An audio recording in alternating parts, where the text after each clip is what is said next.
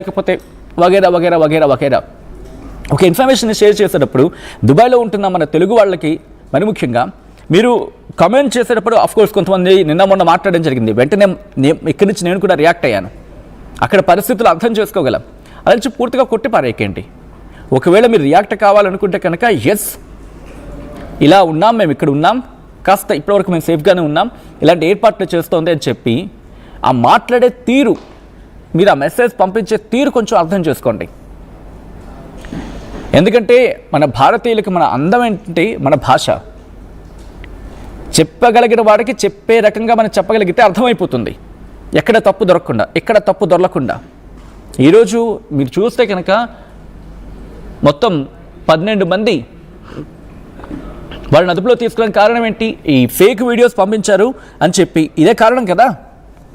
I'm sorry. And ఇప్పుడు కూడా దాడులు జరుగుతూ ఉన్నప్పుడు వాళ్ళు అక్కడ ఏర్పాట్లు చేసుకోవట్లేదా? ఇదే గల్ఫ్ దేశాలు మొత్తుకున్నాయి కదా మాకు అమెరికా సాయం చేయటని చెప్పి. అక్కడ అర్థమైపోలేదా? అవి చెప్పలేకపోవచ్చు, కారణం ఏదైనా కావచ్చు. ఎందుకంటే వాళ్ళ మీద అక్కడ ఏవైనా అసంతృప్తి రేగుతుందనో, ఎందుకంటే వాళ్ళ భయాలు వాళ్ళకు ఉన్నాయి, వాళ్ళ భయాలు వాళ్ళకి నిండుగా ఉన్నాయి. ఇప్పటివరకు ఇరాన్ మీద దాడి చేయలేదు. ఇంత జరుగుతుంటే, ఇన్ని దాడులు జరుగుతూ ఉంటే ఇంటర్సెప్ట్ చేస్తాం. ఏ దేశమైనా అంతే, ఏ దేశం అంతే కదా. మా మీద దాడి జరిగిందంటే కనుక, అంటే మా మీద దాడి జరిగిందని చెప్పి గొప్పగా చెప్పుకుంటే కాదు కదా. అది చెప్పుకుంటే పక్క దేశానికి దానికి మరింత ఊతం ఇచ్చినట్టు కదా. కాబట్టి ఏ దేశం మీద దాడి జరిగినా ఏ దేశం కూడా మా మీద ఇలా దాడి జరిగిందని చెప్పదు. అది అమెరికా నుంచి ఇరాన్ వరకు ఏ దేశమైనా కావచ్చు, పోనీ ఇజ్రాయెల్ నుంచి ఇరాన్ వరకు ఏ దేశమైనా కావచ్చు. ఇక్కడ కూడా అంతే. దుబాయ్ మీద దాడి జరిగింది లేదనేది మిగతా దేశాలు చెప్పే మాటని బేరేజ్ వేసుకొని మాట్లాడుకుంటూ ఉంటాం. అక్కడ ఉన్నారు కాబట్టి అక్కడ చట్టాలు ఉంటాయి, అక్కడ వాటికి కట్టుబడి నడవాలి కాబట్టి ఆలోచించి అర్థం చేసుకుని వెళ్ళే ప్రయత్నం చేయండి. ఏదో ఒక ఇన్ఫర్మేషన్ వచ్చింది కదా వెంటనే పంపించేయాలి, ఫార్వర్డ్ చేసేయాలి, షేర్ చేసేయాలి. అది నిజమో కాదో ఎలా తెలుస్తుంది మీకు? అప్పుడేమవుతుంది, వాళ్ళు అదే బేస్ చేసుకొని మీరు తప్పు చేశారని చెప్పి మిమ్మల్ని తీసుకెళ్ళి జైల్లో పెట్టారనుకోండి, మీ మీద శిక్ష వేశారనుకోండి, ఎవరికి నష్టం? ఏముంటుంది అక్కడ దుబాయ్? నేను ఇక్కడ దేశాల గురించి కూడా మాట్లాడను. అఫ్కోర్స్ దేశాల మధ్య యుద్ధం ఉన్నా మన అక్కడ వెళ్ళి బతుకుతున్నాం అనుకుందాం మన తెలుగు వాళ్ళం. దాడి జరిగేటప్పుడు అలర్ట్స్ అయితే ఇవ్వడం జరుగుతోంది కదా, ఇస్తున్నారు కదా. ఇస్తున్నప్పుడు ఒక సేఫ్ పొజిషన్కి, ఒక సేఫ్ ప్లేస్కో పొజిషన్కో వెళ్ళిపోతే సేఫ్ కదా. వాళ్ళు ఇన్ఫర్మేషన్ షేర్ చేయదంటున్నారు, చెయ్యకపోతే ఏం పోయింది? ఇప్పుడు మీరు షేర్ చేసే ఇన్ఫర్మేషన్ వల్ల ఏవైనా ఉపయోగం జరిగిందా? ఆలోచించే ప్రయత్నం చేయండి. ఇక్కడ నేను మిమ్మల్ని పాయింట్అవుట్ చేయట్లేదు. I'm just trying to understand you. So ఇంతటి జరుగుతూ ఉంటే, ఇంతమందిని అదుపులోకి తీసుకుంటూ ఉంటే, ఇంత జరుగుతూ ఉంటే జాగ్రత్త తీసుకోవాల్సిన అవసరం అయితే కనిపిస్తోంది. అండ్ దుబాయ్ ప్రభుత్వం కూడా కాస్త ఆ ఫ్లెక్సిబిలిటీ ఇచ్చే ప్రయత్నం చేయండి. ఎందుకంటే మీ దగ్గర ఎలాంటి పరిస్థితి ఉందో ప్రపంచానికి తెలియాలి కదా. మీ దగ్గర ఉన్న పరిస్థితి, అసలు విషయం ఏంటో ప్రపంచానికి తెలియాలి కదా. ఆఫ్కోర్స్ దాంట్లో ఫేక్ ఉంది, ఫేక్ ఇన్ఫర్మేషనో లేకపోతే ఫేక్ వీడియో ఉంది. ఒక టీంని ఏర్పాటు చేయండి, కన్వెన్స్ చేయండి. అరే బాబు, ఈ విజువల్ బయటకు వచ్చింది, ఇది ఫేక్. ఇగో ఈ ఇన్ఫర్మేషన్ బయటకు వచ్చింది, ఇది fake. Top prominent news channels కూడా ఉంటూ ఉంటాయి కదా. పోనీ ఎక్కడైనా ఎప్పుడైనా ఏ విధంగానైనా తప్పు జరిగింది అనిపించింది అనుకోండి, ఎస్ దీన్ని కోట్ చేయండి, ఎస్ ఇది ఫేకో లేకపోతే ఆర్టిఫిషియల్ ఇంటెలిజెన్సో ఒక వెరిఫైడ్ సోర్స్ ఒకటి పెట్టండి, ప్లాట్ఫామ్ పెట్టండి. ఆ సోషల్ మీడియా ఎక్స్లోనో, అంటే ట్విట్టర్లోనో లేకపోతే ఫేస్బుక్లోనో ఇన్స్టాలోనో ఇవి ఇక్కడెక్కడెక్కడ తిరుగుతాయి కదా, ఇంకెక్కడికి వెళ్ళిపోవు కదా. ఒక వెరిఫైడ్ అకౌంట్ పెట్టండి, క్రాస్ చెక్ చేసి ఒక ప్లాట్ఫామ్ని క్రియేట్ చేయండి. అది మీ ప్రజలకు ఉపయోగపడుతుంది, మీకు ఉపయోగపడుతుంది, అండ్ ప్రపంచానికి కూడా ఉపయోగపడుతుంది. ఎందుకంటే మీ దగ్గర ఉన్న తీవ్రత బట్టి ప్రపంచం రియాక్ట్ అయ్యే అవకాశం ఉంటుంది.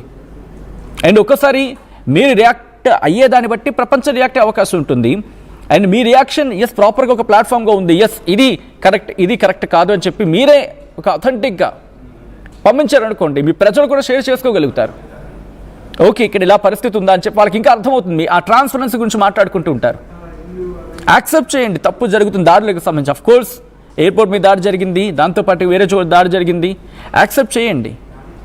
అండ్ ప్యానికింగ్ సిచ్యువేషన్గా కాకుండా, ఎందుకంటే ప్రభుత్వాలకి ప్రత్యేకంగా చెప్పక్కర్లేదు, బికాస్ వాళ్ళ ప్రజల రక్షణ కోసం, ఆ దేశ రక్షణ కోసం మీ దగ్గర గైడ్లైన్స్ ఉంటాయి కదా, దానికి తగినట్టుగా చెప్పే వాళ్ళకి చెప్పే తీరుగా చెబితే ఎంత పెద్ద ప్రమాదం అయినా వాళ్ళకి తలకెక్కించవచ్చు, వాళ్ళు అర్థం చేసుకుంటారు, ప్యానికింగ్ కాకుండా. ఇప్పుడు ఇదే మాటని నేను గట్టిగా అరిచి చెప్పచ్చు, గట్టిగా అరిచి అది జరిగిపోయింది, ఇది జరిగిపోయింది, ఇంతమందిని తీసుకెళ్ళి జైల్లో పెట్టేశారు, ఆ శిక్ష పడుతుంది, ఈ శిక్ష పడుతుందంటే భయపడిపోతారు. అంత ప్యానికింగ్కి తీసుకువెళ్ళకూడదని చెప్పే ఉద్దేశంతో జరుగుతున్న పరిస్థితి ఏంటి, వాస్తవాలు ఏంటి, ఏం జరిగే అవకాశం ఉంది, ఎవరు తప్పు ఉంది, ఎంత తప్పు ఉంది, ఏ మేరకు తప్పు ఉంది, ఎందుకు తప్పే అవకాశం ఉంది, ఎక్కడెక్కడ తప్పులు దొరికే అవకాశం ఉంటుంది, ఏ విధంగా జరుగుతుంది, ఏ ఏ కారణాల రీత్యా జరిగే అవకాశం ఉంటుంది, ఎందుకు జరిగే పరిస్థితి ఏర్పడుతూ ఉంటుంది, ఇవన్నీ కూడా మాట్లాడుకుంటున్నాం కదా. సో కమ్యూనికేట్ అయ్యే ప్రయత్నం చేయండి. Things will be get solved with communication. ఈరోజు ఇరాన్, ఇజ్రాయెల్, అమెరికా మధ్య యుద్ధం కమ్యూనికేషన్ ఎక్కడో లోపం జరిగింది, కొట్టొచ్చినట్టు కనిపిస్తోంది. ఎందుకంటే అంత విదేశాంగ మంత్రి స్థాయిలో ఉన్న వ్యక్తి వెళ్ళి మాట్లాడినప్పుడు కూడా ఒక స్టేట్మెంట్ ఒకలాగా, ఇంకో స్టేట్మెంట్ ఇంకొకలాగా వస్తుందంటే సయోధ్య కుదర్చనలో మధ్యవర్తిత్వం వహిస్తున్న వ్యక్తుల్లో ఎవరిదో కమ్యూనికేషన్ గ్యాప్ ఉంది, లేకపోతే యుద్ధానికి వెళ్ళడమా? ఇప్పటికీ అంటుంది కదా మన భారతదేశం ఉంటుంది డైలాగ్ అండ్ డిప్లొమసీ. డైలాగ్ గురించి మాట్లాడుకునే సందర్భంలో చర్చించుకుంటే సాల్వ్ అయ్యే ఇష్యూస్ని ఏకంగా యుద్ధాల వరకు తీసుకువెళ్ళిపోయి ప్రాణాలు తీసేసుకొని ఆ ఇన్ఫర్మేషన్ షేర్ చేసినందుకు వేరే జైల్లో పెట్టి ఎవరి వల్ల ఎవరికి ఉద్ధరించింది ఈ యుద్ధం? ఎవరు బాగుపడ్డారు యుద్ధం? ఇప్పుడు అమెరికా బాగుపడిందా? బాగుపడుతుంది, అమెరికానే బాగుపడుతుంది ఈ ఫ్రేమ్లో. ఎందుకంటే ప్రపంచం అంతా నలిగిపోతే వాళ్ళ దగ్గర ఉన్న ఆయిల్ని ప్రపంచానికి విడుదల చేసేసి దాన్ని డబ్బులు ఆర్జించి, ట్రంప్ అన్నమాట, నేనంటున్న మాట కాదు, ట్రంప్ ఏమన్నాడు, ఈ యుద్ధం వల్ల మేమే బాగుపడుతున్నాం, మా ఆయిల్ ఇంకా షేర్ అవుతుంది, మా ఆయిల్ ఇంకా ఎక్కువ కొనుక్కుంటున్నారు, మేము రిచ్ అవుతున్నాం అన్నాడు. అంతే కదా, అమెరికా బాగుపడుతుంది యుద్ధం కారణంగా. దుబాయ్ బాగుపడిందా? అసలు దుబాయ్కి ఏమైనా సంబంధం ఉందా యుద్ధానికి? దుబాయ్లో ఉన్న భారతీయులకి ఏమైనా సంబంధం ఉందా ఈరోజు? కానీ యుద్ధం కారణంగా బలైంది ఎవరు? దుబాయ్లో ఉంటున్న ప్రజలు. దుబాయ్ మాకేదో అన్నం పెడుతుందని చెప్పి అక్కడికి వెళ్ళి ఆశ్రయం పొందేందుకు వచ్చిన భారతీయులు. కారణం ఏంటి? ఈ యుద్ధంలో ఒక విజువల్స్ వాళ్ళకి ఇన్ఫర్మేషన్ షేర్ చేయడం. అది వాళ్ళకి ఎలా తెలుస్తుంది కరెక్టో తప్పో, రైటో రాంగ్ అని చెప్పి? సామాన్య ప్రజలకు తెలియదు కదా. ఇప్పుడు ఈ వీడియోని